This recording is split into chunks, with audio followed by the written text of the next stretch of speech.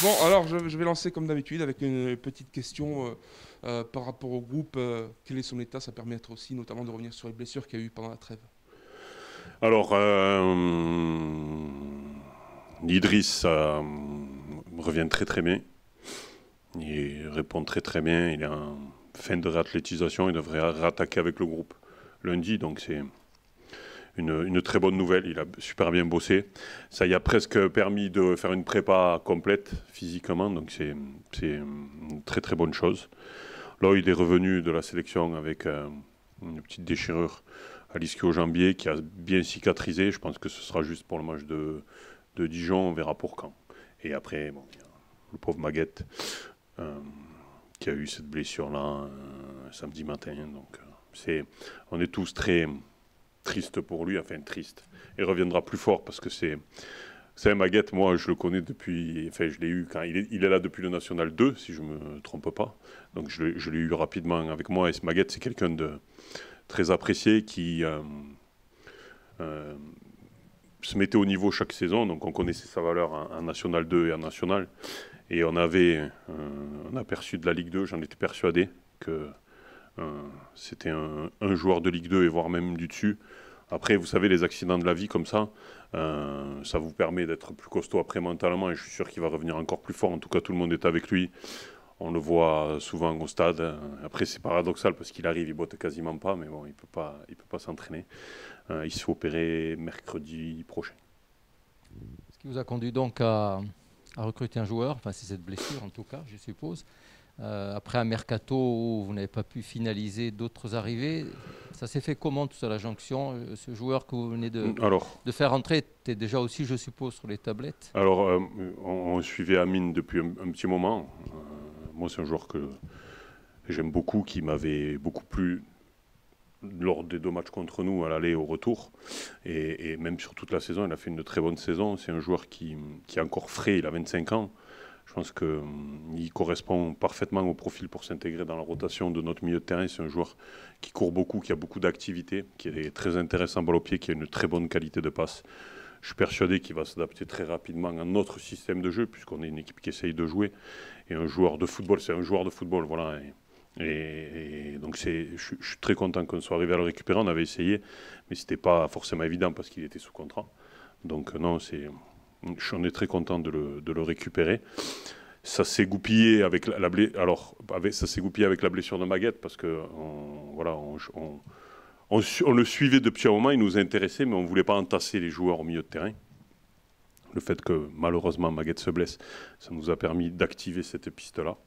Donc c'est bien, franchement je suis content de récupérer un joueur comme ça.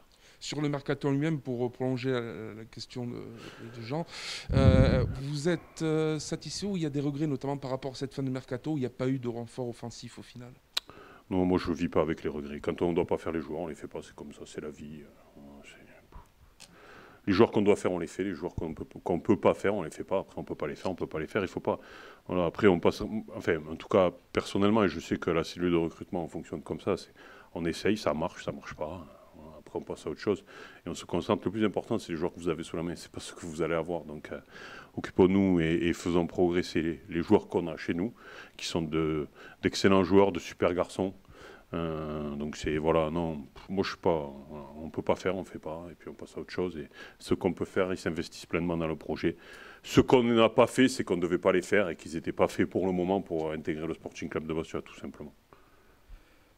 Comment vous abordez ce match face à Dijon qui a eu un début de saison très difficile, sauf qu'entre-temps il y a eu la trêve. On sait que c'est un peu un nouveau championnat qui démarre, donc on est un peu sur l'inconnu face à Dijon. Comment vous l'abordez avec votre groupe? Ben, on aborde, on garde notre, à part le match de Pau, je trouve qu'on est sur une phase en termes de contenu ascendante.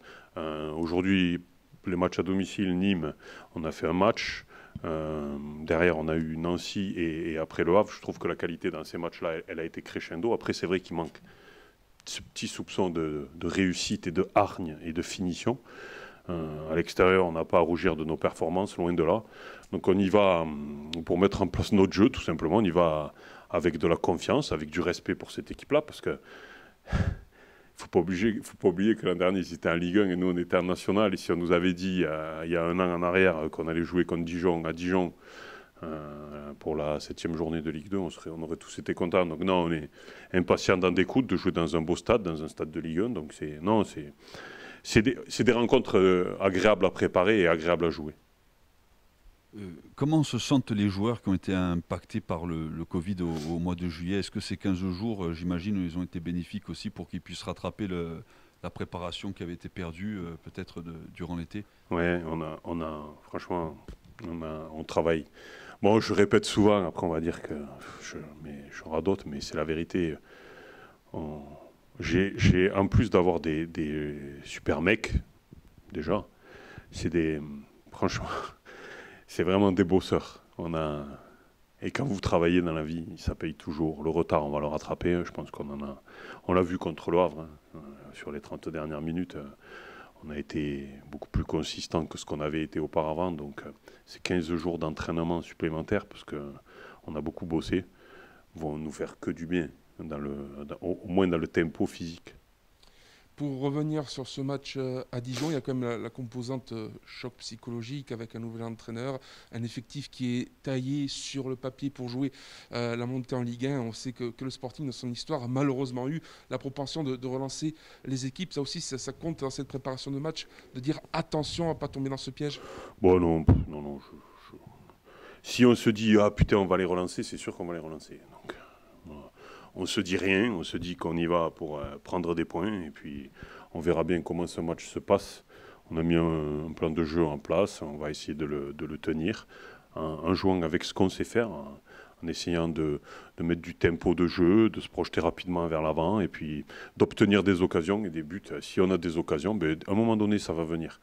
Après, voilà, aujourd'hui, Dijon, ça joue absolument pas dans la même catégorie que nous.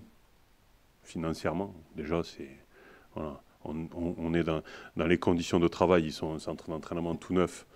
Voilà, donc on y va avec beaucoup de respect, mais on y va avec beaucoup de détermination pour montrer que voilà, l'habit ne fait pas forcément le moine.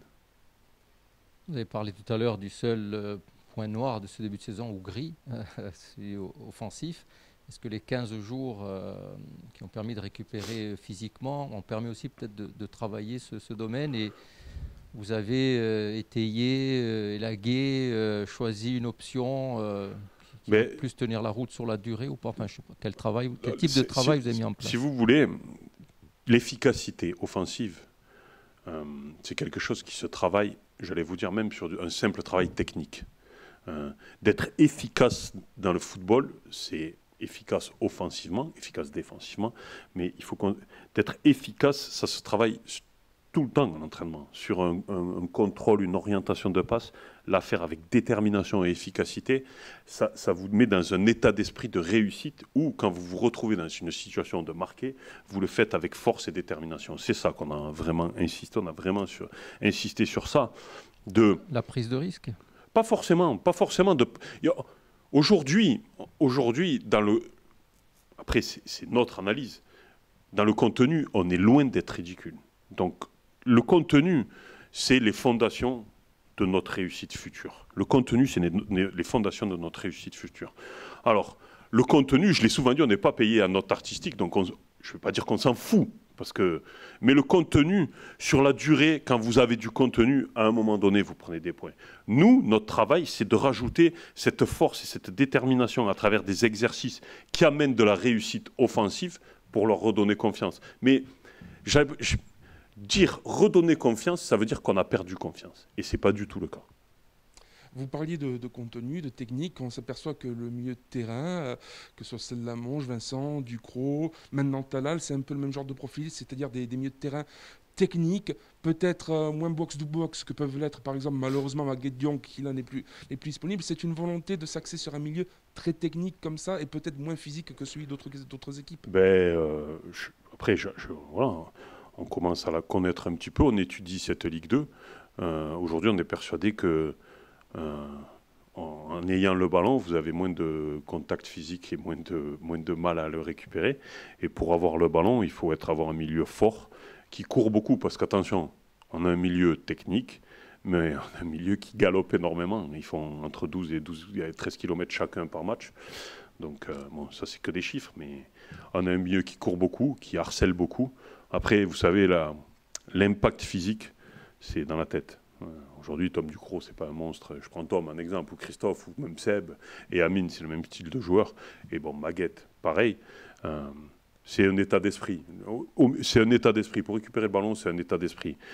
Après, que vous fassiez 2 mètres et 100 kilos, que vous fassiez 1m70 et 65 kilos, si vous n'avez pas peur, et ils n'ont pas peur, le ballon, vous le récupérez. Et après, par contre, quand vous l'avez, quand vous faites 1m70, vous pouvez vous déplacer plus facilement que quand vous faites 2 mètres et 100 kilos.